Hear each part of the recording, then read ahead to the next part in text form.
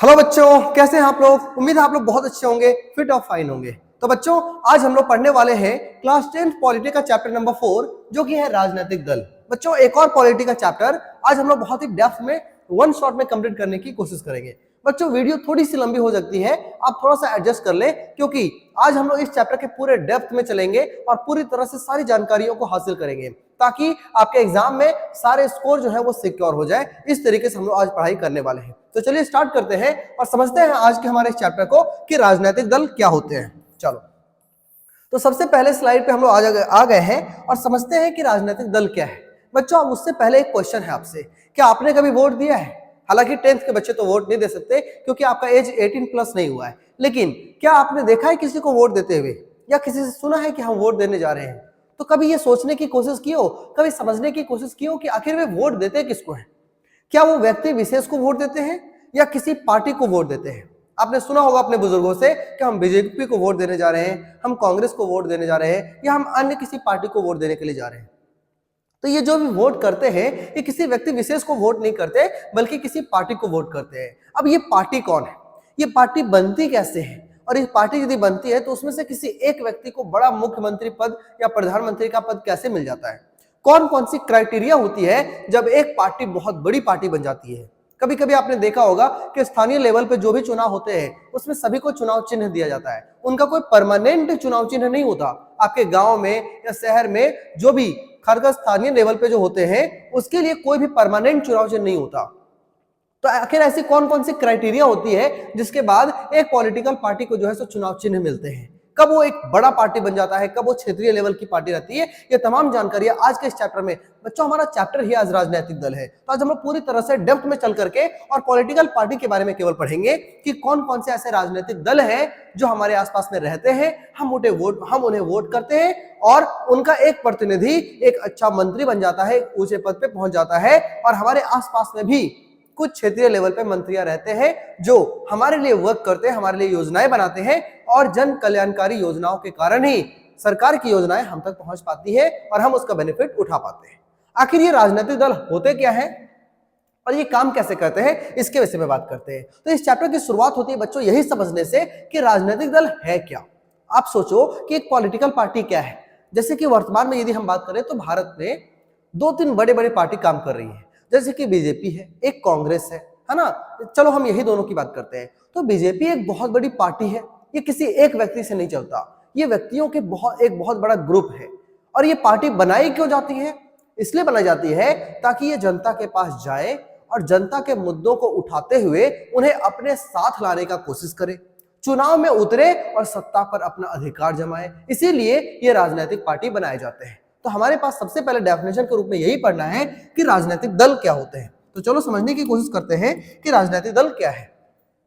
राजनीतिक दल वैसे लोगों का एक संगठित समूह होता है। मतलब क्या समझ में आया? ये एक समूह होता है, संगठन बना हुआ होता है, कई सारे लोगों का एक समूह होता है जो चुनाव को लड़ते हैं और सरकार में राजनीतिक सत्ता को हासिल करने की कोशिश करते हैं। मतलब चुनाव लड़ करके और पावर को अपने हाथ में लेने की कोशिश करते हैं ताकि ये अपनी इच्छा अनुसार जनता के लिए कल्याणकारी योजनाएं बना सके।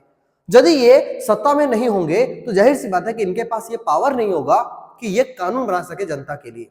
और यदि ये कानून बनाने की कोशिश करे तो खासकर योजनाओं को चलाने के लिए जो वित्त से संबंधित फाइनेंस आर्थिक प्रॉब्लम आएंगी, ये इसे कंप्लीट नहीं कर पाएंगे। इसलिए बहुत जरूरी है कि ये जनता का सपोर्ट पा करके और सत्ता के ऊपर कंट्रोल करके और सारी योजनाओं को अपने अकॉर्डिंग चलाए और जनता का कल्याण करे। ऐसा अपेक्षा हम करते हैं कि राजनीतिक दल से। तो राजनीतिक दल जो होता है बच्चों, ये क्या होता है? एक संगठित समूह होता है। मतलब बहुत सारे लोगों का एक ऐसा समूह होता है जो चुनाव लड़ने का काम करता है और चुनाव लड़ने के साथ साथ वो राजनीतिक सत्ता को प्राप्त करने का काम करता है। इसका उद्देश्य ये होता है कि ये लोगों के साथ मिलकर के लोगों का समर्थन हासिल करे और पॉलिटिकल पार्टीज में अपना पावर, अपना दबदबा बना के रखे। ये लोगों का समर्थन पा करके समाज के हित को ध्यान में रख करके कुछ नीतियां और योजनाएं और कार्यक्रम को लागू करवाते हैं। आई होप समझ में आ गया होगा। इसका डेफिनेशन आ जाता है बच्चों शॉर्ट आंसर में। तो आपको याद कर लेना है कि राजनीतिक दल क्या होते हैं। किसी भी दल की पहचान उसकी नीतियों से और सामाजिक आधार से होता है। देखो, आज हम लोग कई सारे पॉलिटिकल पार्टीज को आज हम पढ़ने जा रहे हैं, तो आपको समझना होगा कि राजनीतिक दल का जो पहचान होता है बच्चों, ये उसकी विचारधारा से, उनकी नीतियों से होता है। मतलब वो कैसे लोगों को अपने सपोर्ट में लाना चाहता है, किसी का भी उसका सामाजिक आधार से होता है कि वो किस तरह के सामाजिक लोगों को जो है सो आप ज्यादा सपोर्ट करना चाहता है। जैसे कि हमारे देश में भी कुछ ऐसे ऐसे पॉलिटिकल पार्टीज हैं जो कि किसी खास वर्ग को सपोर्ट करना चाहते हैं। आज हम लोग कई सारे ऐसे नेशनल पार्टीज के बारे में पढ़ेंगे जिसमें हम देखेंगे कोई अल्पसंख्यक को सपोर्ट कर रहा है, कोई दलित को सपोर्ट कर रहा है, कोई हिंदुत्व को सपोर्ट कर रहा है, कोई नेशनल लेवल पे बिना किसी धर्म का जात पात किए हुए उसको सपोर्ट कर रहा है।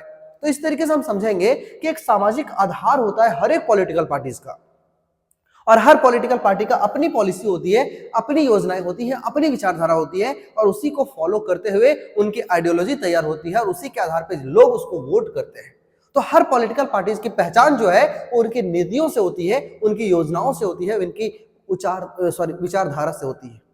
याद रखना है कि किसी भी पॉलिटिकल पार्टीज के प्रमुख 3 हिस्से होते हैं बच्चों। सबसे पहली बात कि उसके नेता कौन है ना, उसके नेता, उसके कुछ प्रमुख नेताओं के चेहरे कौन कौन से हैं, सक्रिय सदस्य कौन कौन है, उसके एक्टिव जो मेंबर्स होते हैं जो काम करते हैं, पॉलिटिकल पार्टीज को बढ़ाते हैं, प्रचार प्रसार करते हैं, लोगों के बीच में जाकर के उनकी समस्याओं को सुन करके और उनका निदान करते हैं, जिससे जो पार्टी है उस पार्टी की छवि लोगों के बीच में बेहतरीन हो सके। और तीसरा ये है उनके अनुयायी या समर्थक, जैसे कि हम पब्लिक यदि उसका सपोर्ट नहीं करे तो वो पॉलिटिकल पार्टी किसी काम की नहीं है। तो इस तरह से आपको समझना होगा हर पॉलिटिकल पार्टीज के प्रमुख 3 हिस्से होते हैं। कौन कौन से बताना है आपको?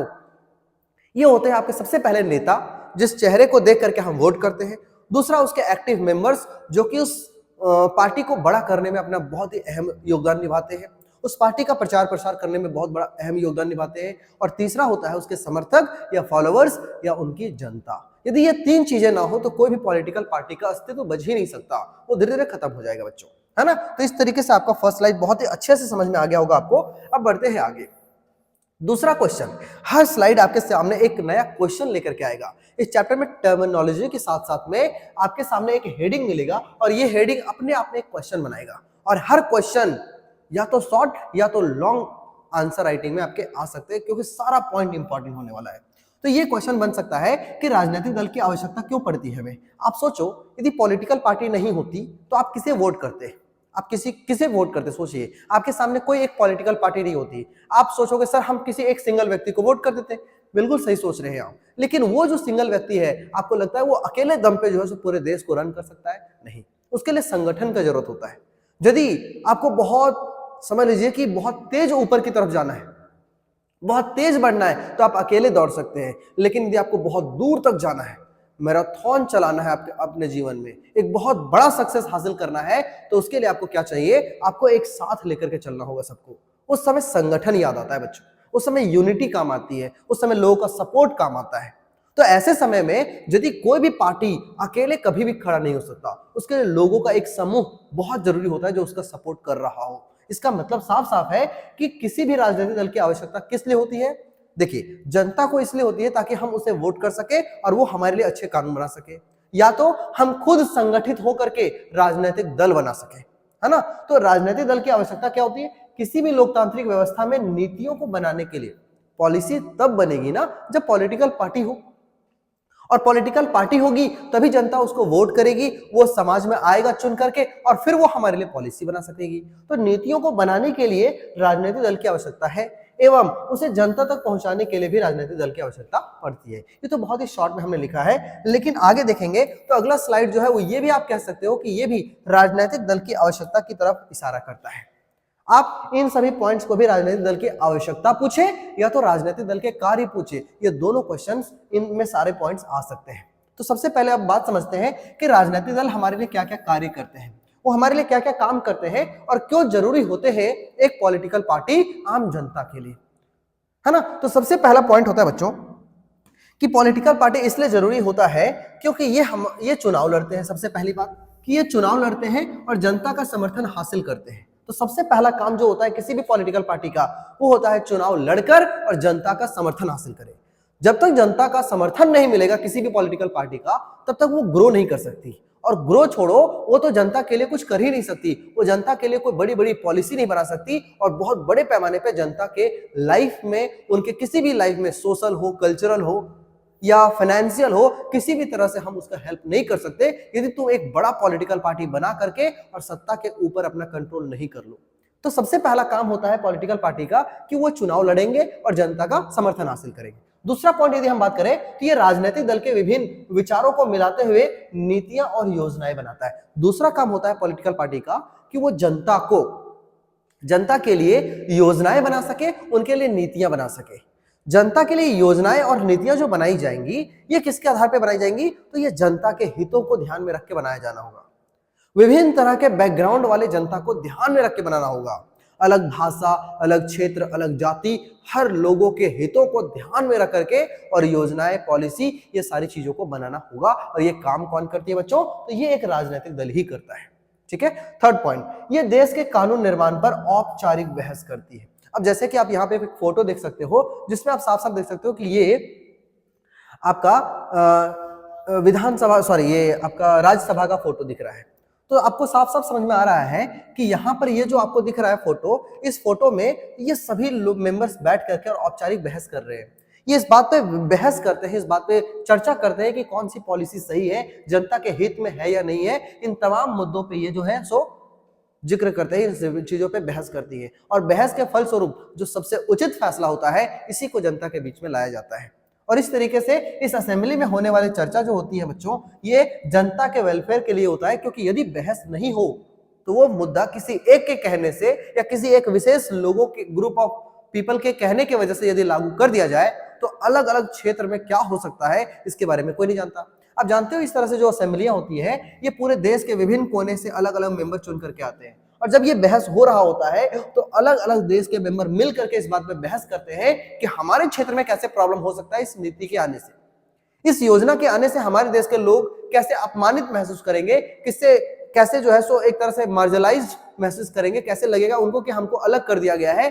ये भावना उत्पन्न हो सकती है यदि किसी खास, जैसे कि आप सोचो, हम एग्जाम्पल से समझाने की कोशिश करते हैं कि यदि कोई ऐसी योजना आ जाए जिस योजना से किसी खास धर्म या किसी खास भाषा बोलने वाले लोगों को ही बेनिफिट हो, तो ऐसे समय में ये तो बहुत बड़ा मुद्दा बन सकता है पूरे देश के लिए। क्योंकि कई जगह पे इसके वजह से दंगे फसाद हो सकते हैं जो कि देश को विभाजन की तरफ ले जाएगा, एक तरह से समझ लीजिए आंदोलन की तरफ ले जाएगा, एक बड़ा विद्रोह का रूप दे सकता है इस चीज को। इसीलिए इन सभी चीजों पे औपचारिक बहस बहुत जरूरी है। आगे बात करते हैं तो ये सरकारें बनाती है तथा सत्ता हासिल करने का काम करती है। ये सरकारें बनाती है। अब सरकार कैसे बनाती है, ये लोग संगठित होते हैं, चुनाव लड़ते हैं, जनता का समर्थन हासिल करते हैं और खुद सरकार बनाते हैं।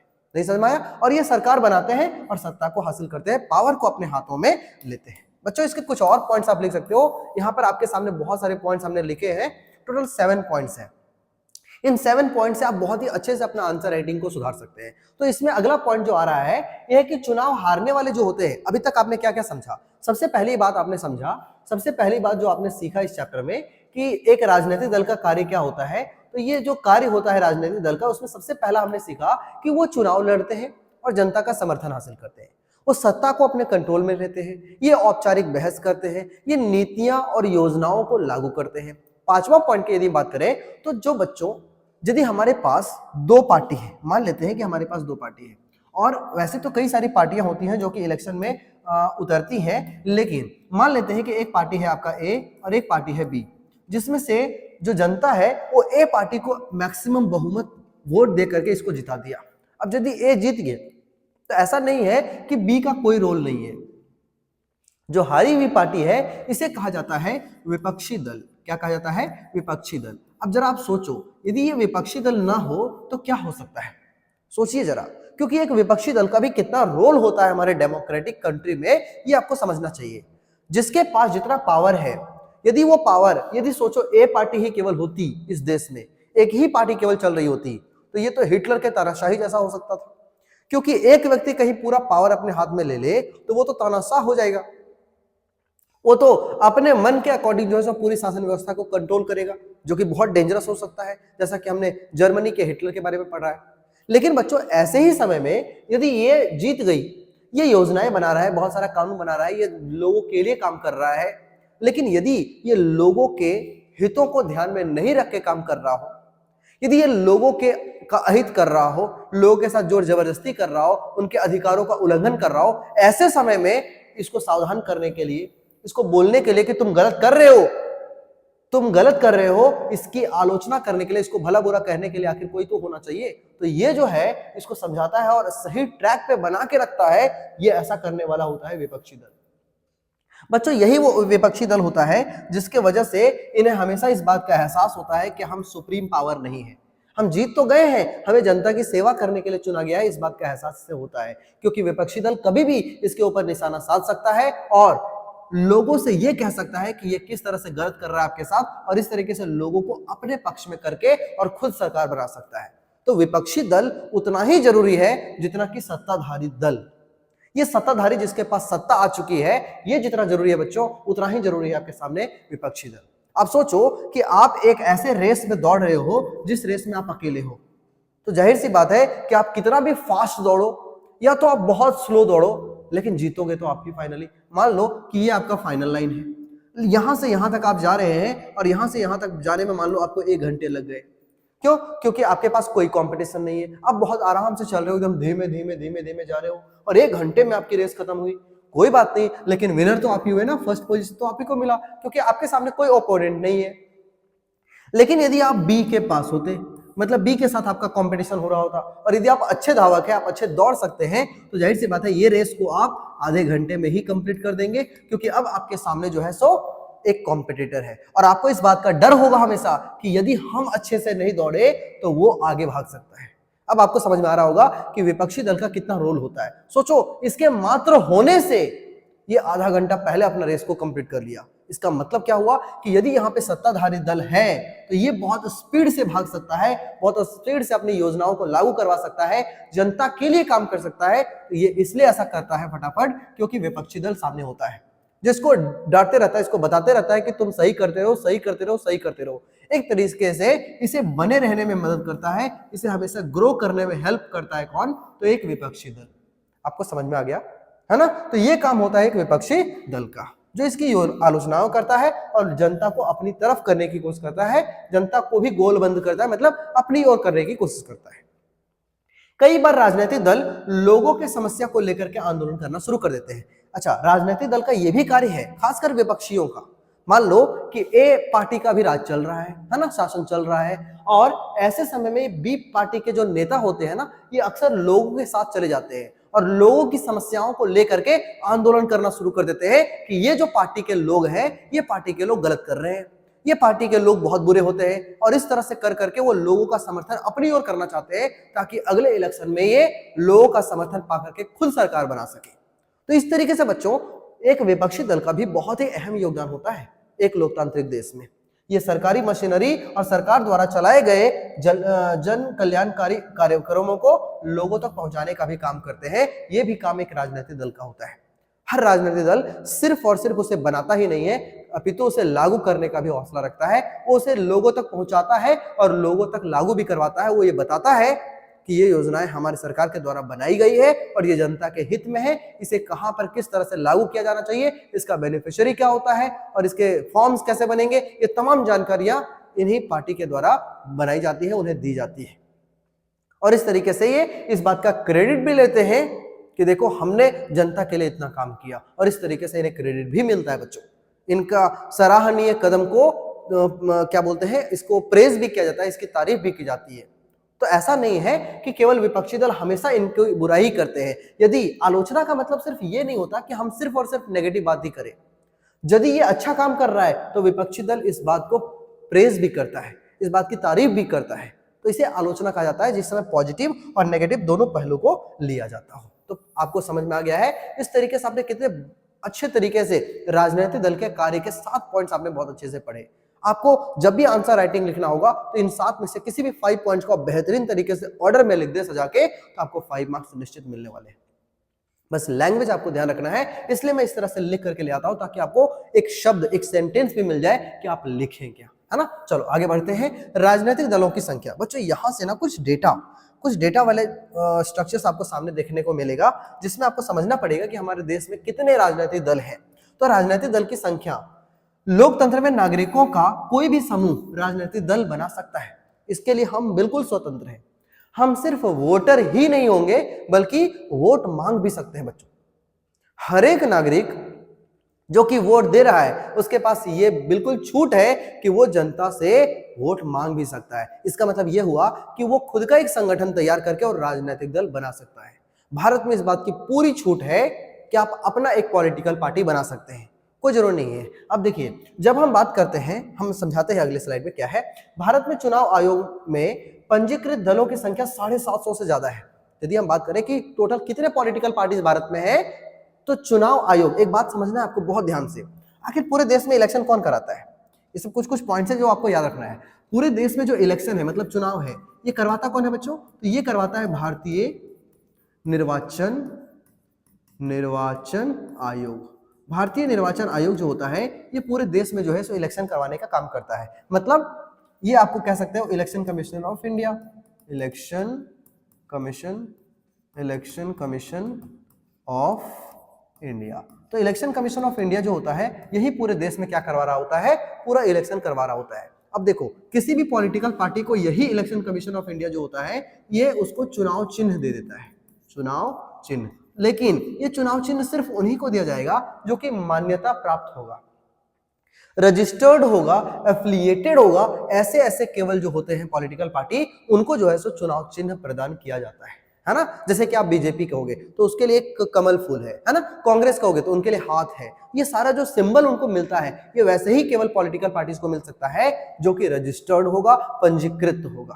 नहीं समझ में आया? तो आप इस तरह से कहीं हम बात करें तो पूरे देश में पंजीकृत दलों की टोटल संख्या 750 से ज्यादा है, लेकिन सभी गंभीर चुनौती देने की स्थिति में नहीं है। इन सभी एक समय में जनता का समर्थन उनको मिल गया, तो उस समय वो जो है सो थोड़े से बड़े हो गए, वो उनको एक राष्ट्रीय दल या तो राजकीय दल या तो स्टेट लेवल का एक दल का जो है सो पंजीकरण इनका हो गया, ये पंजीकृत लिस्ट में आ गए। लेकिन ये अभी के समय में वर्तमान हालात को देखते हुए ये ऐसी स्थिति में नहीं है कि ये नेशनल लेवल के जो है सो गंभीर चुनौती दे सकते हैं, बड़ी से बड़ी पॉलिटिकल पार्टी के साथ इनका टक्कर हो सके। इस स्थिति में तो सारी पार्टियां नहीं है, हाँ कुछ एक पार्टी जो है वो इस तरीके से ऐसी स्थिति में है, लेकिन आज के समय में सारे गंभीर चुनौती देने की स्थिति में नहीं है। एक अच्छे लोकतांत्रिक व्यवस्था में कम से कम 2 दलों का होना बहुत जरूरी है। बच्चों, अभी हमने आपको सिखाया कि कैसे ए और बी का यदि रेस हो और यदि ए अकेला दौड़ता रह जाए तो इस बात का कोई फायदा नहीं होगा, क्योंकि विकास बहुत स्लो होगा, बहुत देर से आप अपना रेस खत्म करेंगे।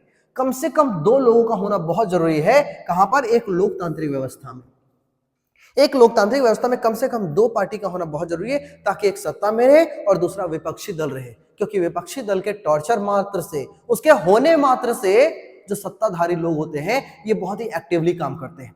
आप सोचो कि यदि कम से कम 2 होने चाहिए और ज्यादा ज्यादा आप जितना चाहे उतना हो सकता है ना। तो इस आधार पे यदि हम बात करें तो इस आधार पे हमारे पास इस तरीके से देखिए, इस तरीके से यदि आप देखें कि एक दल होगा, द्विदल होगा या 3 दल होंगे, इस हिसाब से शासन व्यवस्था की यदि बात किया जाए तो शासन व्यवस्था जो है सो आप 3 तरह से इसे डिवाइड कर सकते हो, है ना। एक होता है एक दलीय शासन व्यवस्था, एक दलीय, है ना। एक होता है द्विदलीय, आपको थोड़ा सा द्विदलीय, और एक होता है बच्चों बहुदलीय, है ना, बहुदलीय। अब ये क्या होता है सर कि एक दलीय, द्विदलीय, बहुदलीय? साफ साफ समझ में आ रहा होगा कि शासन व्यवस्था जो होती है वो एक दलीय का मतलब हुआ कि वहां पर एक ही पार्टी होगी।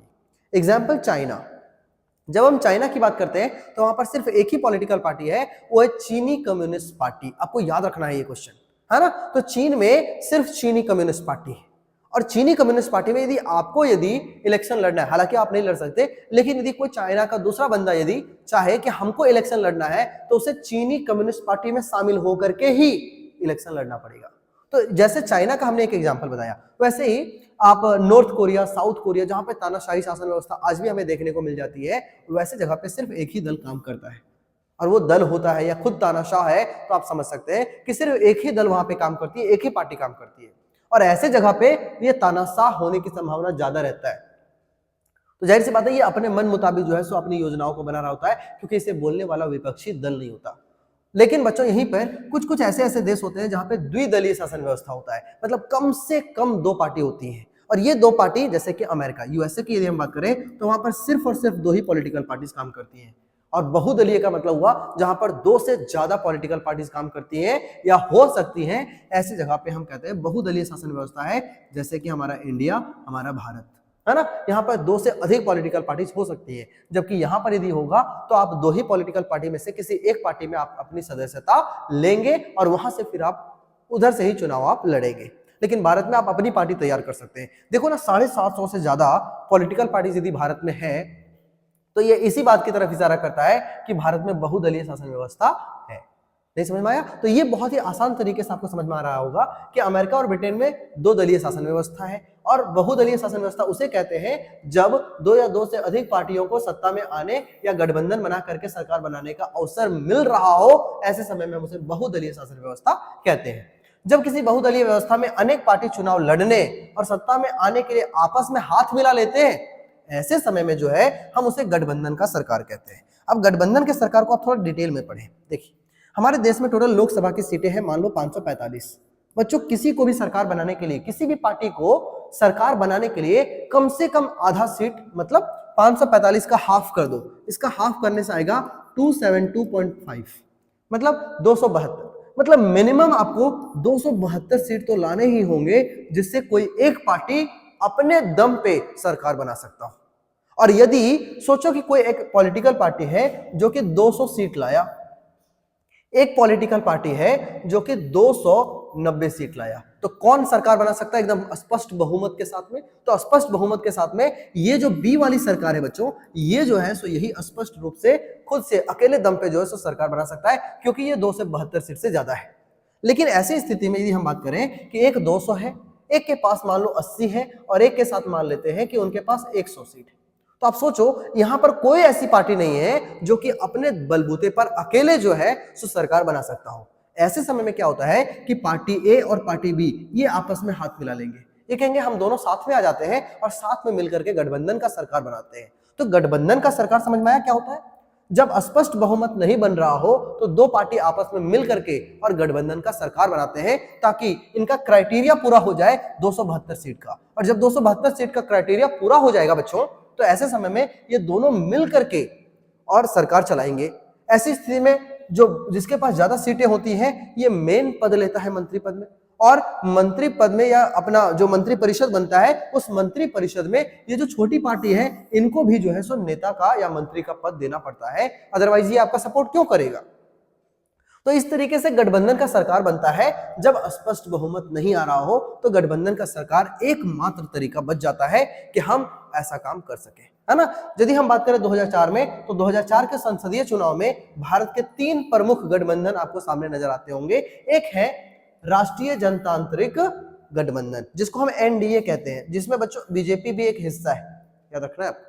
तो एनडीए एक ऐसा अलायंस है, एक ऐसा गठबंधन है, हम कह रहे हैं ना नेशनल डेमोक्रेटिक अलायंस, इसका फुल फॉर्म होता है एनडीए का, मतलब राष्ट्रीय जनतांत्रिक गठबंधन। तो इस तरीके से जिसमें बीजेपी भी एक पार्टी है। उसी तरीके से यदि हम बात करें तो एक और आपको नाम याद रखना है, यूपीए। यूपीए जो होता है इसमें कांग्रेस जो है वो इसमें मेन पार्टी है। तो यूपीए याद रखना, ये भी एक अलायंस है जिसमें जो कांग्रेस है वो उसमें एक पार्टी है। संयुक्त प्रगतिशील गठबंधन, इसका फुल फॉर्म होता है यूनाइटेड प्रोग्रेसिव अलायंस, है ना, जिसमें कांग्रेस प्रमुख भूमिका निभाता है। और एक और है वाम मोर्चा। तो ये 3 ऐसे आपको गठबंधन की सरकारें नजर आ जाएंगी जो 2004 के बाद जो है हमें सामने देखने को मिल जाता है। चलिए, आई होप क्लियर हो गया होगा ये सारी चीजें। आगे बढ़ जाते हैं।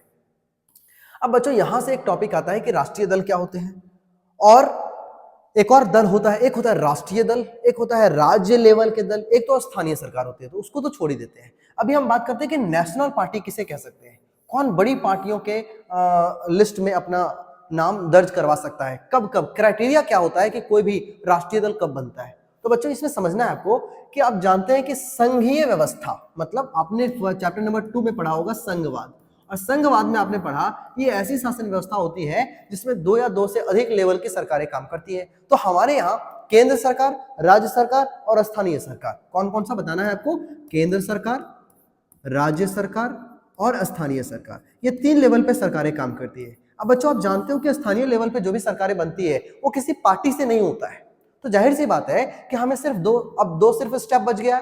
यदि कोई ऐसी पार्टी है जो केंद्र पे भी और राज्य पे भी अपना दबदबा रखता है, केंद्र पे भी उसका राज चलता है और किसी स्टेट में भी उसका राज चल रहा है, उसकी शासन है।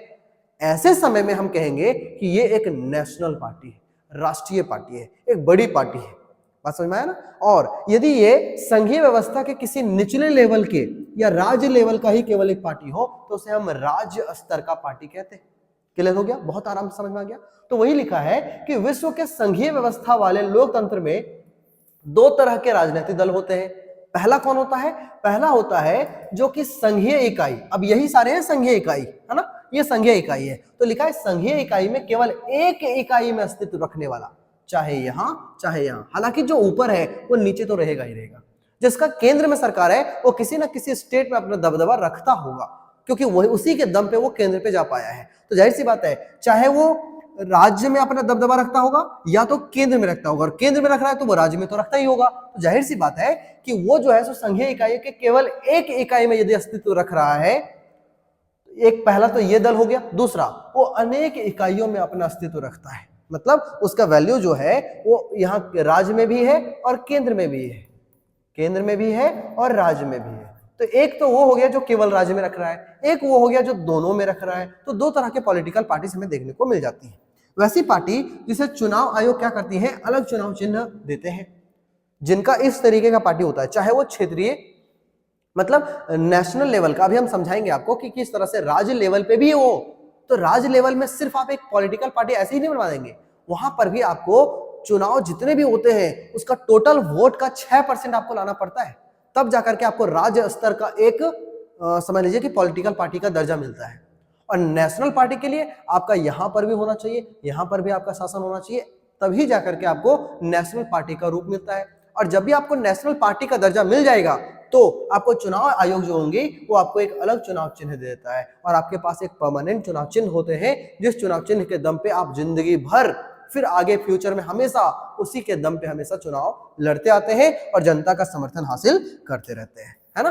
चलो अब आगे समझते हैं। लिखा है कि दो तरह की सरकारें की हम यदि बात करें कि दो तरह की सरकारें कौन कौन सी है, तो एक होता है बच्चों राज्य स्तर की दल है और एक होता है राष्ट्रीय दल, एक होता है राष्ट्रीय दल। तो राज्य स्तर के हम कब कह सकते हैं, इसका क्राइटेरिया समझना, ये बहुत इंपॉर्टेंट स्लाइड है, इसको आपको बहुत अच्छे से याद रखना है ना। इसमें कहता है कि जब भी कोई पार्टी विधानसभा चुनाव के कुल मत का 6% या तो उससे अधिक मत मतलब वोट, है ना, ये प्राप्त कर लेती है तो उसे राज्य का राजनीतिक दल की मान्यता प्राप्त हो जाती है। क्या समझ में आया? क्या समझ में आया? बहुत ध्यान समझना है कि जितने भी विधानसभा, अब देखो दो तरह का आप पढ़े होंगे कि वोटिंग दो तरह का होता है। सीएम बनने के लिए, चीफ मिनिस्टर बनने के लिए विधानसभा का इलेक्शन होता है, विधानसभा, है ना, जबकि पीएम प्राइम मिनिस्टर बनने के लिए लोकसभा का इलेक्शन होता है, लोकसभा। अब जब भी हम वोटिंग करते हैं बच्चों तो सीधा मान लो अभी प्रधानमंत्री नरेंद्र मोदी है, श्री नरेंद्र मोदी है, तो नरेंद्र मोदी को हम डायरेक्टली वोट थोड़ी ना दिए।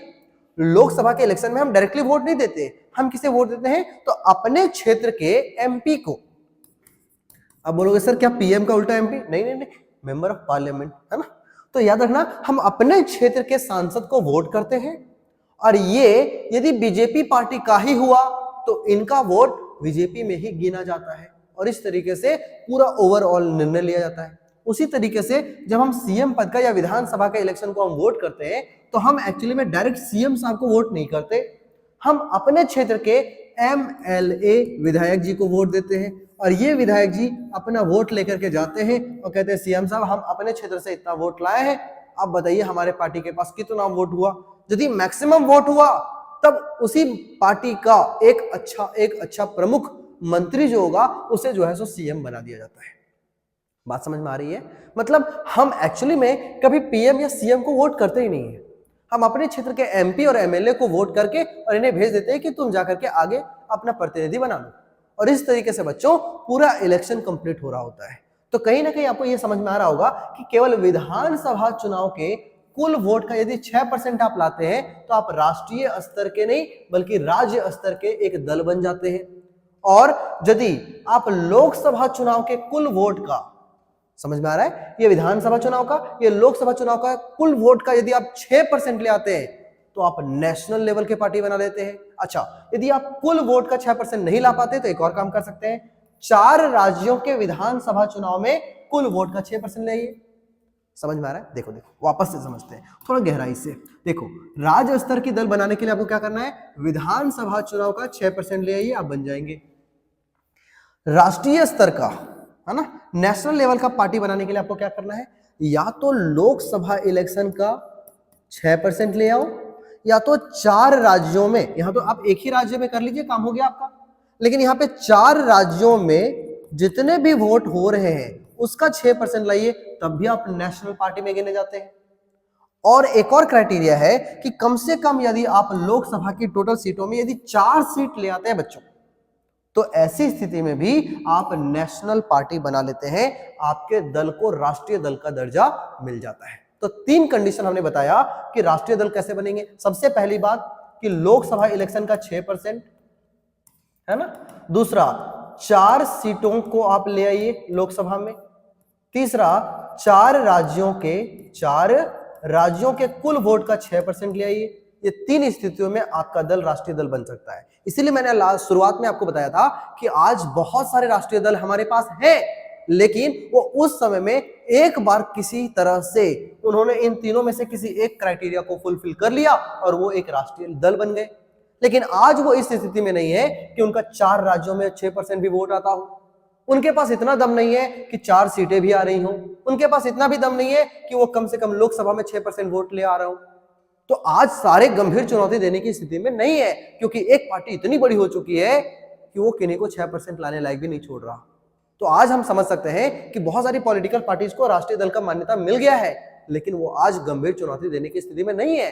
एक बार उन्हें राष्ट्रीय दल मिल गया और उन्हें चुनाव चिन्ह मिल गया, उसकी पहचान बन गई, लेकिन वो हमेशा अच्छी चुनौती देने के रूप में नहीं होते हैं। आई होप क्लियर हो गया होगा, है ना। तो इस तरीके से सारा पॉलिटिकल फंडा चल रहा होता है। चलिए आगे बात करते हैं।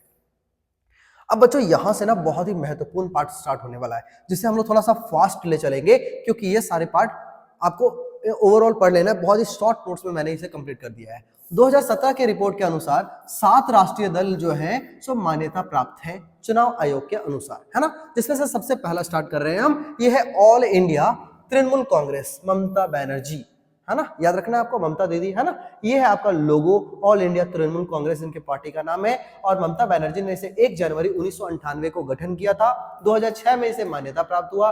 प्रतीक पुष्प और तृण, ये आप देख सकते हो, ये जो है सब पुष्प है आपका, ये जो है पुष्प और तृण जो होता है ये इसके प्रतीक है। 2011 से पश्चिम बंगाल में सत्ता में है, याद रखना है, ये बहुत इंपॉर्टेंट। ये वेस्ट बंगाल में अपना दबदबा बना के रखी है आज भी, है ना, ममता दीदी जी, है ना, याद रखना है। तो ये पश्चिम बंगाल में 2011 से आज भी सत्ता में है। साथ ही साथ इनका पावर अरुणाचल प्रदेश, मणिपुर और त्रिपुरा में भी जो है सो इनका दबदबा चलता है, मतलब वहां पर भी लोग इनके फॉलोअर्स हैं। 2014 में आम चुनाव में, 2014 याद करना आपका बहुत इंपॉर्टेंट है, क्योंकि 2014 पहली बार था जिस समय श्री नरेंद्र मोदी जो है वो देश के प्रधानमंत्री बने थे। और श्री नरेंद्र मोदी 2014 के बाद से अभी तक है। अब 2024 के इलेक्शन के बाद में आप जान रहे हो कि 2029 तक जो है सो इनका सीट जो है वो सिक्योर हो चुका है। उसके बाद क्या होता है ये हम समझेंगे बाद में। लेकिन 2014 में जब मोदी जी आए थे तो उस समय लोकसभा की सीट में ये 3.84% लाए थे केवल, और 34 सीटों पर जीत हासिल करी थी।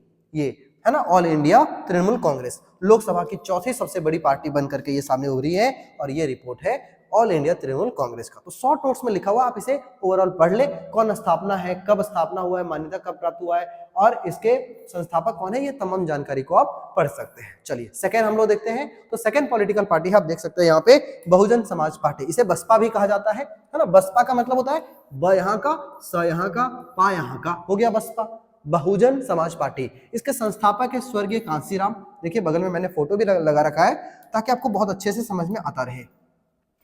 यदि हम बात करें तो ये हमेशा दलितों को, आदिवासियों को, पिछड़ी जातियों को और धार्मिक अल्पसंख्यक, वैसे धर्म के लोग जिनकी संख्या बहुत ही कम है, ऐसे सामाजिक आधार वाले लोगों को अपने सपोर्ट में लाना चाहते हैं और इनके साथ खड़ा होकर के अपने दल की मजबूती बना के रखना चाहते हैं। तो ये है स्वर्गीय कांसीराम और ये है इनकी पार्टी बसपा, है ना। साहू महाराज, महात्मा फुले, पेरियार होगा, पेरियार रामास्वामी नायकर और BR अम्बेडकर से प्रेरित है ना। इनकी विचारधारा को आधार बना करके ये अपनी पार्टी को मजबूत बनाते हैं और अपने लोगों को साथ लेकर के चलते हैं। यूपी, एमपी, छत्तीसगढ़, उत्तराखंड, दिल्ली और पंजाब जैसे राज्यों में जो है तो ये बहुत ही एक्टिव रहते हैं और यहाँ पर अपना चुनाव प्रचार करते रहते हैं, है ना। तो याद रखना है आपको बीएसपी मतलब बसपा। यदि हम 2014 की बात करें तो 2014 आम चुनाव में केवल 4% वोट, लेकिन कोई भी सीट इनको मिल नहीं पाई और इस तरीके से 2014 में इनकी ये स्थिति रही है बसपा का, आपको याद रखना है। चलिए आगे बढ़ लेते हैं। अगला जो हमारे सामने पॉलिटिकल पार्टी आ रही है ये बहुत ही इंपॉर्टेंट और आज के समय में यदि हम बात करें तो सबसे ज्यादा मेन ये पार्टी आज केंद्र में भी है और कई सारे राज्यों में भी अपना काम कर रही है। तो ये है आपका बीजेपी मतलब भारतीय जनता पार्टी। तो भारतीय का भा, जनता का ज, पार्टी का पा, मिला के हो गया भाजपा, है ना। तो याद रखना है ये जो बीजेपी है जिसका कमल फूल आप देख सकते हैं और इनका जो संस्थापक है बच्चों ये है श्यामा प्रसाद मुखर्जी, सॉरी पंडित दीनदयाल उपाध्याय, भाई श्यामा प्रसाद मुखर्जी ना, हाँ ये गड़बड़ है। खैर, तो श्यामा प्रसाद मुखर्जी आपको याद रखना है कि संस्थापक जो है वो श्यामा प्रसाद मुखर्जी और 1951 में जो है सो बीजेपी का स्थापना हुआ था। आपको याद रखना है भारतीय जनसंघ को 1980 में पुनर्जीवित करके ये पार्टी बनाई गई थी, याद रखना है। अब वापस से हम समझाने की कोशिश करें तो आप समझें कि 1951 में भारतीय जनसंघ बनाया गया था। ध्यान से समझना है बीजेपी का स्थापना कैसे होता है। श्यामा प्रसाद मुखर्जी ने क्या किया, 1951 में जो भारतीय जनसंघ बना था उसी जनसंघ को 1980 में फिर से जीवित करके और उसे एक पार्टी बना दी गई और उसका नाम रखा गया बीजेपी, है ना। आगे समझना है भारत की प्राचीन संस्कृति के साथ में दीनदयाल उपाध्याय से प्रेरित है ये। ओहो सॉरी बच्चों, तो लिखा है कि पंडित दीनदयाल उपाध्याय जो है इनके जो विचारधारा है उनकी विचारधारा से ये हमेशा प्रेरित रहती है ये पार्टी। और ये पार्टी कहती है कि भारत की जो प्राचीन संस्कृति है इसे कभी भी भूलना नहीं है और प्राचीन संस्कृति को साथ लेकर के चलना है और आगे बढ़ते रहना है। तो इस तरीके से ये जो आपको दिख रहा है इनकी विचारधारा से हमेशा ये पार्टी प्रेरित रहती है, लेकिन जो इसके संस्थापक है वो है श्यामा प्रसाद मुखर्जी। पार्टी यदि बात करें तो JNK को विशेष दर्जा देने के खिलाफ है और आपने पढ़ा भी है, आपने बहुत अच्छे से आप जानते भी होंगे यदि आप अपडेट रहते हैं हमेशा तो कि JNK में आर्टिकल 370 था पहले, है ना, लेकिन मोदी जी के कार्यकाल में इसे जो है सो हटा दिया गया और JNK को एक UT बना दिया गया, एक यूनियन टेरिटरी, एक केंद्र शासित प्रदेश बना दिया गया। देखो ये पार्टी हमेशा से चाहती थी कि जम्मू और कश्मीर को एक विशेष दर्जा नहीं मिले। आर्टिकल 370 जब तक वहां था तब तक उस क्षेत्र को एक अपना संविधान, अपना तिरंगा, अपना एक झंडा रखने का पूरा अनुमति था, अपना संविधान था वहां का। लेकिन जैसा कि आप देख रहे हैं ये खिलाफ थी हमेशा से, तो ये जैसे ही यहाँ की पार्टी बनती है, जैसे ही बीजेपी का पार्टी आती है केंद्र में, वो सबसे पहले JNK को वहां से 370 आर्टिकल को वहां से हटाने का काम करती है और ये हमें साफ साफ नजर आता है कि ये मोदी जी अपने कार्यकाल में ये कंप्लीट कर लिए थे। 1990 के दशक में इसका समर्थक जो है बहुत तेजी से बढ़ जाता है। 1990 के बाद जब आप देखते हैं कि अटल बिहारी वाजपेयी और लाल कृष्ण आडवाणी जैसे बड़े प्रमुख नेता जो है वो इसके बीजेपी के समर्थन में आते हैं और बीजेपी को एक बहुत ही अच्छा रूप देते हैं, जिसके बाद से ये बहुत ही तेजी से बढ़ता है। फिर 2004 तक स्थितियां ठीक नहीं रहती और 2014 तक, और 2014 में फिर ये पार्टी भारी बहुमत से जीतती है और वो आज तक अभी भी बहुत अच्छे से केंद्रीय लेवल पे काम कर रही है। 1998 में राष्ट्रीय जनतांत्रिक गठबंधन जो कि NDA कहलाता है, मैंने आपको पहले भी बताया है ना, NDA गठबंधन के साथ 1998 में सरकार में आई थी, है ना, आपका ये लाल बहादुर शास्त्री नहीं, अटल बिहारी वाजपेयी की सरकार। 2014 में आम चुनाव में 2 सीट पर जीत करके सबसे बड़े दल के रूप में ये आ गई, है ना। ये 2 सीट नहीं होगा, 290 या 292 सीट इस तरह से था, है ना, मैं कंफर्म नहीं हूं। 2014 का रिपोर्ट आप देख सकते हैं, वहां पे 290 या 292 सीट पे ये जीत करके, देखिए 272 मिनिमम क्राइटेरिया होता है, लेकिन 292 सीटों पे जीत करके और ये सबसे बड़े दल के रूप में जो है वो उभर करके सामने आती है। और 2014 में सबसे बड़ा दल, सबसे बड़ा पॉलिटिकल पार्टी जो है वो बीजेपी स्टैंड आउट करती है और ये आज तक जो है वो बहुत ही बड़े अच्छे से जो है सब केंद्र पे शासन कर रहे हैं, है ना।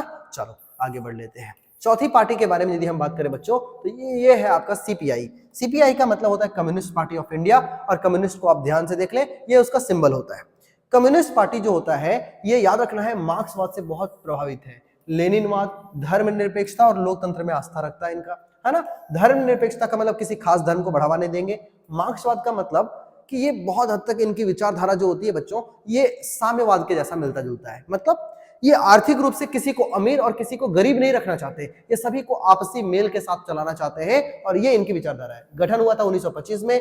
मजदूर वर्ग, किसानों और गरीबों के लिए हमेशा कार्य करते रहते हैं। यही लोगों का सपोर्ट पा करके और ये इतने बड़े पार्टी बने हैं। 1964 में माकपा के अलग होने के बाद ये केरल, वेस्ट बंगाल, पंजाब, आंध्र प्रदेश और तमिलनाडु में बहुत ही अच्छी स्थिति में ये रहे 1964 के बाद, है ना। 2014 लोकसभा चुनाव में सिर्फ 1% वोट रहा। कम वोट के साथ जो है वो केवल एक ही सीट पे इन्होंने जीत हासिल किया और 1% से भी इनको कम वोट मिला। ये सब बहुत ही सारी पार्टियों के बारे में इंफॉर्मेशन नहीं रखना है आपको, कुछ इंपॉर्टेंट पार्टियों के बारे में, उसके संस्थापक के बारे में, गठन कब हुआ था, इन तमाम जानकारियों को आप हासिल रखेंगे। ये सारा जरूरी उतना इंपॉर्टेंट नहीं है, आपको बस पढ़ लेना है ताकि आपके एमसीक्यूज बनते रहे बहुत ही अच्छे तरीके से। एक और आ जाता है सीपीआई-एम, जिसे हम कहते हैं कम्युनिस्ट पार्टी ऑफ इंडिया, और एम फॉर मार्क्सिस्ट मतलब मार्क्सिज्म, मार्क्सवाद, है ना, बहुत हद तक मिलता जुलता है। 1964 मार्क्सवाद, लेनिनवाद, समाजवाद, धर्मनिरपेक्षता और लोकतंत्र में आस्था रखने वाले ये भी हैं। बहुत हद तक सीपीआई और सीपीआई-एम एक जैसी विचारधारा को फॉलो करते हैं। साम्राज्यवाद और सांप्रदायिकता के विरोधी हैं। सांप्रदायिकता का मतलब होता है धर्म के आधार पर झगड़ा नहीं होना चाहिए, ऐसा कहना है। मतलब कहीं ना कहीं धर्मनिरपेक्षता की तरफ इनका इशारा है। साम्राज्यवाद नहीं चाहते कि हमें किसी भी तरह से अपना साम्राज्य को बढ़ाना नहीं है, लोगों के मारकाट, अहिंसात्मक ढंग से हमें सब कुछ बना करके रखना है और हिंसा से बहुत ही दूर रहना है, ऐसी इनकी विचारधारा है। वेस्ट बंगाल, केरल और त्रिपुरा में बहुत ही मजबूत आधार के साथ बने हुए हैं। 2014 में 3% वोट के साथ 9 सीट हासिल करके और एक राष्ट्रीय दल का दर्जा प्राप्त कर लेते हैं। तो ये रहा आपका इंट्रोडक्शन पार्ट सीपीआई-एम का। चलो बच्चों, अब आता है एक बहुत ही प्रमुख पार्टी जिसके बारे में हमें बहुत अच्छे से डिटेल में बात करना है। देखिए, आईएनसी दुनिया के बहुत ही पुराने पार्टियों में से एक। INC, Indian national Congress.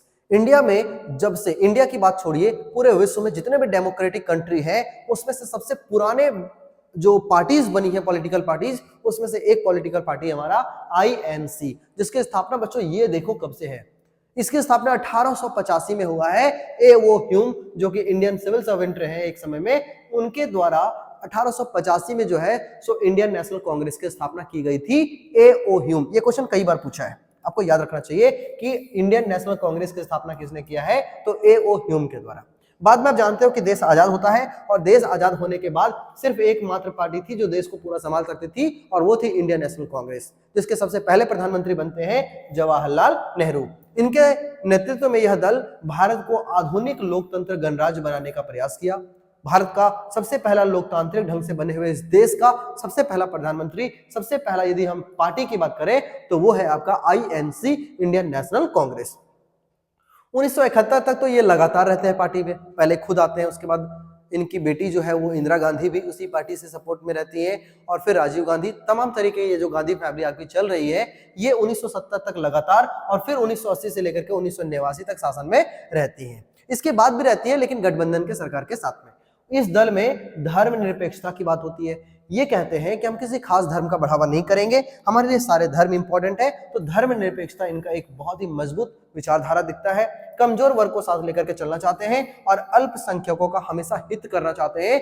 जो अल्पसंख्यक है, जिनकी संख्या कम है, जिनको हमेशा इस बात का डर रहता है कि हमारा अस्तित्व मिट ना जाए, ऐसे लोगों को सपोर्ट में करके और हमेशा इन्हें मजबूत बना के रखने की जिम्मेदारी आईएनसी उठाती है, मतलब इंडियन नेशनल कांग्रेस। 2004 से लेकर के 2014 तक संयुक्त प्रगतिशील गठबंधन, मतलब यूपीए, मैंने बताया था कि इसका एक अहम पार्टी है आपका आईएनसी, इंडियन नेशनल कांग्रेस। तो उसके साथ रह करके गठबंधन की सरकार बना करके 2004 से 2014 तक ये बने रहते हैं। 2014 आप जानते हो, मोदी जी के आने से ठीक पहले हमारे देश के बहुत ही दिग्गज प्रधानमंत्री रहे, है ना, जिनका नाम है स्वर्गीय, जिनका हाल ही में निधन हो गया है, डॉक्टर मनमोहन सिंह, जिनका हाल ही में निधन हुआ है। तो ये याद रखना है आपको कि ये बहुत ही बड़े इकोनॉमिस्ट थे, जिन्होंने देश को एलपीजी व्यवस्था दिया है, मतलब लिबरलाइजेशन, प्राइवेटाइजेशन, ग्लोबलाइजेशन, जिसके वजह से बाहर की ढेर सारी कंपनियां भारत में आई और भारत की अर्थव्यवस्था को बहुत ही रैपिड तरीके से ग्रोथ मिला।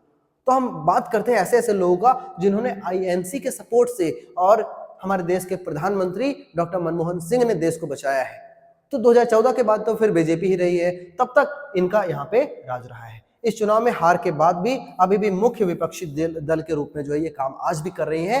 तो बीजेपी के बाद जो कि आज केंद्र में काम कर रही है, इसके बाद सेकंड जो विपक्षी दल के रूप में प्रमुख पार्टी है तो वो है आपका आईएनसी, मतलब इंडियन नेशनल कांग्रेस। तो बच्चों ये सारे इंफॉर्मेशन आपको याद रखने हैं आईएनसी के बारे में, नेशनलिस्ट कांग्रेस पार्टी। अब नेशनल कांग्रेस पार्टी से ही अलग हुआ है 1999 में, कांग्रेस पार्टी के विभाजन के बाद बना है नेशनलिस्ट कांग्रेस पार्टी।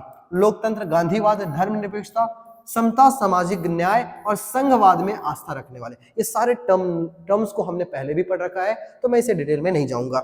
यह पार्टी प्रमुख पद को भारत में जन्मे लोगों के लिए आरक्षित करना चाहती थी। अब एक और बात आपको याद रखना है, ये जो आपको दिख रहा है ना नेशनलिस्ट कांग्रेस पार्टी, इनका मेन मोटिव था कि यहाँ के जितने भी प्रमुख पद होंगे, जो मेन पद होंगे, जो बड़े बड़े ऊंचे पद होंगे, ये भारत में जन्मे हुए लोगों के लिए ही आरक्षित करना चाहते थे। मतलब यहाँ पर जिन लोगों का जन्म होगा वही यहाँ के प्रमुख पद को ग्रहण कर सकते हैं, ऐसा इनका टर्मिनोलॉजी था, ऐसा ये मानते थे, ऐसा इनकी विचारधारा थी। महाराष्ट्र, मेघालय, मणिपुर और असम में ये बहुत ज्यादा ताकतवर रहे हैं। 2004 से संयुक्त प्रगतिशील गठबंधन मतलब यूपीए के साथ गठबंधन की सरकार में उनके साथ साझेदारी बनाते हुए ये जो है सो 2004 से सत्ता में रही है 2014 तक। आई होप क्लियर हो गया होगा। तो ये है आपका नेशनलिस्ट कांग्रेस पार्टी, आप सब कुछ देख सकते हैं, इसका सिंबल वगैरह सब कुछ मैंने कर दिया है, आप सब कुछ देख सकते हैं। चलिए बात करते हैं आगे। तो बच्चों अब यहाँ पे आपका स्टार्ट हो जाता है, राष्ट्रीय दल के बारे में हमने बात कर लिया, लगभग 6-7 हमने राष्ट्रीय दल के बारे में पढ़ लिया, जिसकी एक बड़ी पहचान रही थी एक समय में। हालांकि आज वो मजबूत स्थिति में नहीं है, लेकिन आज भी ये राष्ट्रीय दल के रूप में मान्यता प्राप्त है। क्षेत्रीय दल क्या होता है? क्षेत्रीय दल संघीय इकाई में केवल एक इकाई पर अपना सत्ता हासिल करने किए हुए हो तो इसे हम क्षेत्रीय दल कहते हैं, है ना। संघीय इकाई मतलब केंद्र सरकार, राज्य सरकार, तो राज्य सरकार में जिसकी केवल अपनी मजबूत पकड़ हो इसे हम क्षेत्रीय दल कहते हैं। कुछ पार्टी जैसे कि अखिल भारतीय दल, समाजवादी पार्टी और राष्ट्रीय जनता दल की कई राज्यों में अपने अपने संगठन है। अखिल भारतीय दल, समाजवादी पार्टी और राष्ट्रीय जनता दल आरजेडी, ये कुछ कुछ ऐसे ऐसे आपको पार्टी देखने को मिल जाएगा बच्चों, जो कई राज्यों में तो है लेकिन अभी भी ये क्षेत्रीय दल के रूप में गिने जाते हैं, देखे जाते हैं। बीजू जनता दल, बीजू जनता दल याद रखना है आपको। सिक्किम लोकतांत्रिक मोर्चा, ये साफ साफ आपको समझ में आ रहा होगा कि ये कुछ कुछ ऐसे ऐसे पार्टियां जो किसी खास राज्यों में चलती है। सिक्किम लोकतांत्रिक मोर्चा ये सिक्किम की है। मिजो नेशनल फ्रंट मिजोरम की है ना। तेलंगाना राष्ट्र समिति तेलंगाना का है। ये सारे क्षेत्रीय दल के उदाहरण हैं।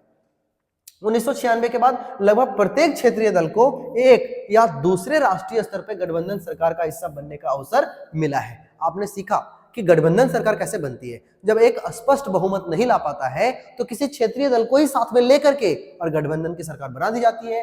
तो हमेशा 1996 के बाद तो हमेशा स्थितियां ऐसी रही, सियासी तामझाम ऐसा रहा कि कभी भी स्पष्ट रूप से बहुमत नहीं आ पाया और इन सभी तमाम तरीके के क्षेत्रीय दलों को भी उस राष्ट्रीय दलों के साथ मिलकर के गठबंधन का सरकार बनाने का अवसर प्राप्त हुआ है। इन सभी को 2014 तक किसी एक राष्ट्रीय दल का लोकसभा में बहुमत नहीं रहा है बच्चों। ये भी सोचने वाली बात है कि 2014 में पहली बार जो बीजेपी है वो स्पष्ट बहुमत के साथ जीत हासिल करती है और 2014 से पहले बहुत ही ज्यादा उथल पुथल रहा है भारतीय राजनीति में। और आप देखते हैं कि कोई भी राष्ट्रीय दल जो है सो अकेला खुद से लोकसभा का इलेक्शन एक बहुमत रूप में हासिल नहीं कर पाई है और गठबंधन के रूप में ही इनका काम चल रहा होता है। आई होप समझ में आ गया होगा। चलो अब बच्चों बात करते हैं कि राजनीतिक दल की कौन कौन सी चुनौतियां हैं। ये भी क्वेश्चन बहुत इंपॉर्टेंट है कि राजनीतिक दल की कौन कौन सी कमी है, कौन कौन सी चुनौती है, कौन कौन से प्रॉब्लम्स है, समस्या है, ये तमाम क्वेश्चन बन सकते हैं।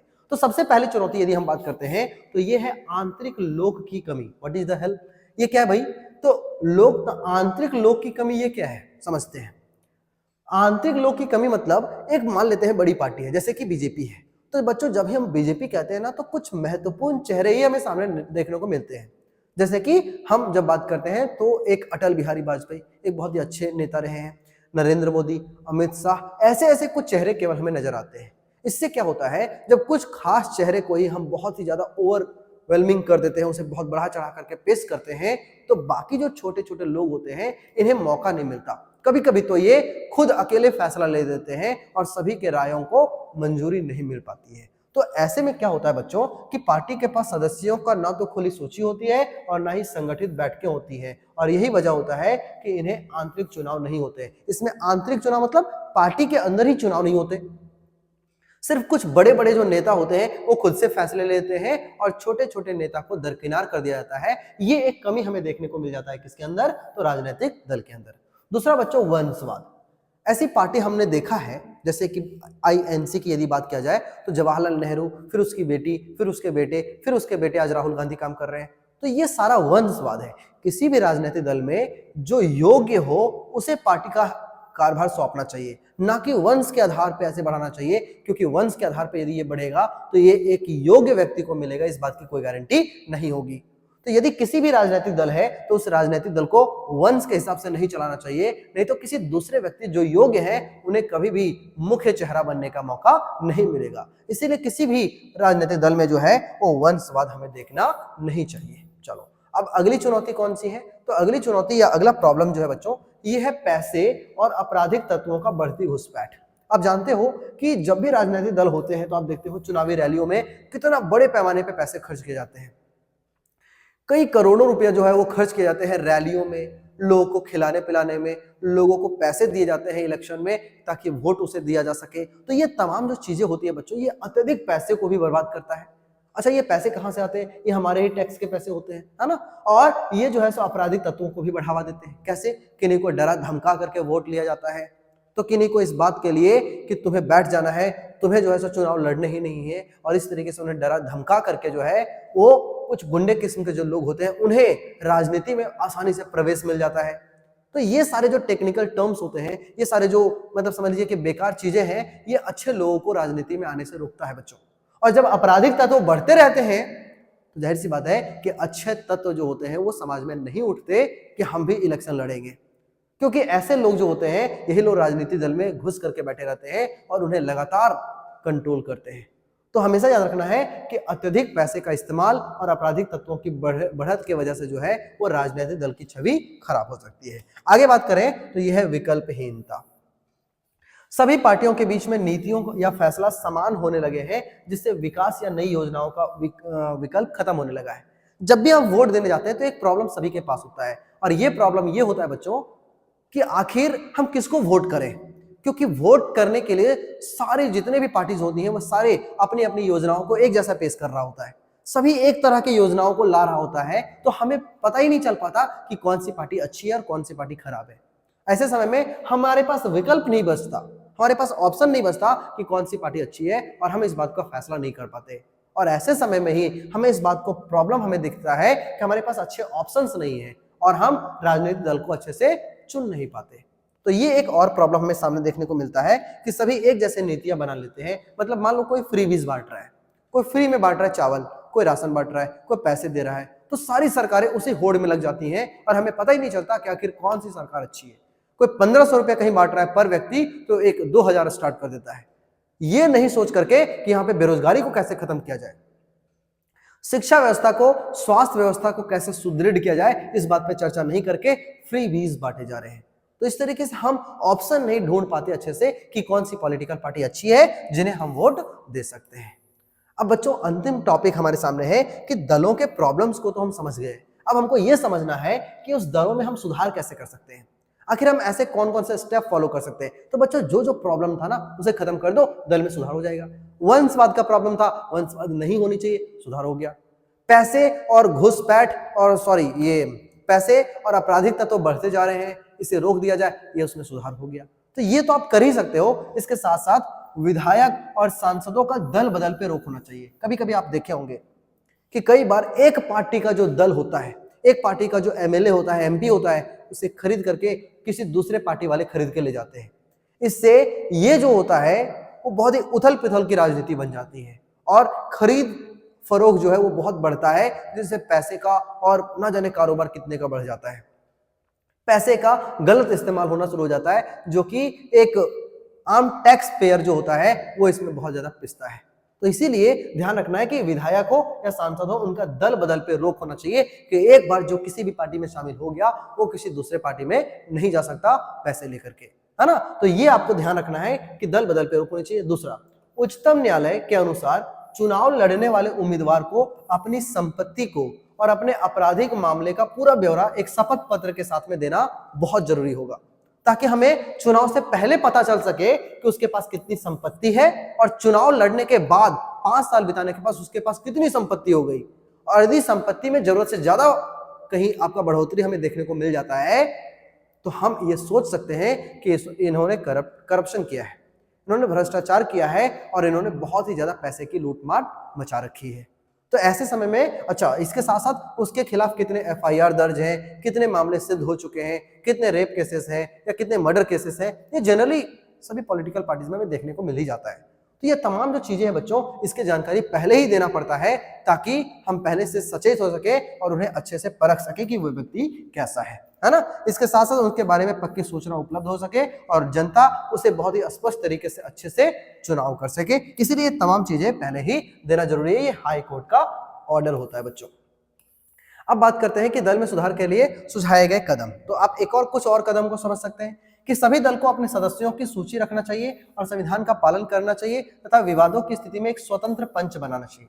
आपने समझा कि सदस्यों की खुली सूची नहीं होता है हर एक पॉलिटिकल पार्टी के पास, कुछ बड़े चेहरे ही होते हैं जो सारे फैसले को ले रहा होता है। तो हमें छोटे से छोटे लोगों की एक सूची बनानी चाहिए और वो किस पार्टी का है ये पता होना चाहिए ताकि दल बदल भी रोक सके और हर आदमी का जो है वो राय सुना जाना चाहिए और केवल बड़े जो चेहरे हैं केवल वही सारे फैसले ना ले, इस बात का भी हमें ध्यान रखना चाहिए। यदि एक पार्टी का दूसरे पार्टी के साथ या एक पार्टी के खुद लोगों के आपसी मेंबर के बीच में यदि प्रॉब्लम होते हैं तो एक स्वतंत्र पंच बनाना चाहिए जो सारे फैसले को बहुत ही अच्छे से कर सकता हो। बच्चों, महिलाओं का परसेंटेज बहुत कम है, चाहे विधानसभा हो चाहे लोकसभा में, इसीलिए उनके जो सीटें होती हैं उनके लिए 1/3 सीटों को आरक्षित करना चाहिए, जैसा कि हम देखते हैं स्थानीय सरकार में, है ना। स्थानीय सरकार में महिलाओं का 1/3 सीट आरक्षित है, वैसे ही विधानसभा और लोकसभा में भी होनी चाहिए। जबकि और चुनाव का सारा खर्च जो है वो सरकार को उठाना चाहिए, इसलिए सरकार को उठाना चाहिए ताकि यदि हम ऐसे ही खुली छोड़ देते हैं तो वो लाखों करोड़ों खर्च कर देते हैं। और जब ये सरकार के अंडर में होगा तो सरकार इस चीज पे क्या करेगी, इसके ऊपर रोक लगाएगी और एक लिमिट भर ही जो होगा वो पैसे को खर्च किया जाएगा।